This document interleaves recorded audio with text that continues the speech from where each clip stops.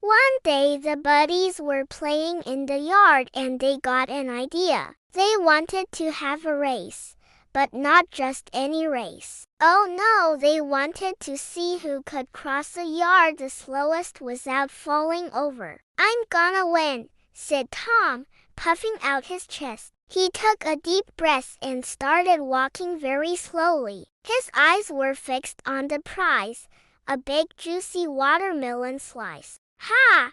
Ha!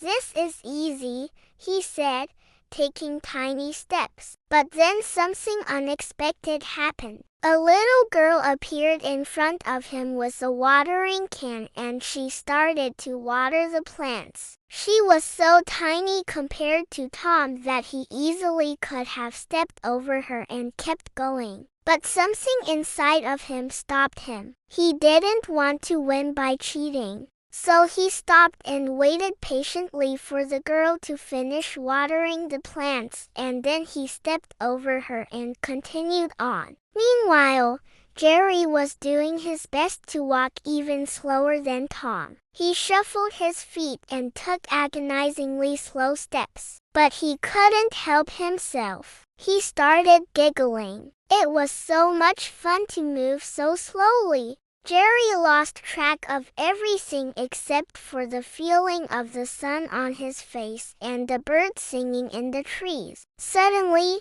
a big gust of wind knocked him over. "Ha! Ha!" said Tom. "That's what you get for not paying attention." But Jerry wasn't upset. He just thought it was hilarious that he had fallen over. He stood up and started to walk again, taking his sweet time and trying not to fall over. The finish line was in sight. Tom and Jerry were neck and neck. Who would win the race? The tension was almost too much to bear. Then, just as they reached the finish line at the same time, they both fell over. "Oh my," said Tom. "Looks like we're both winners today."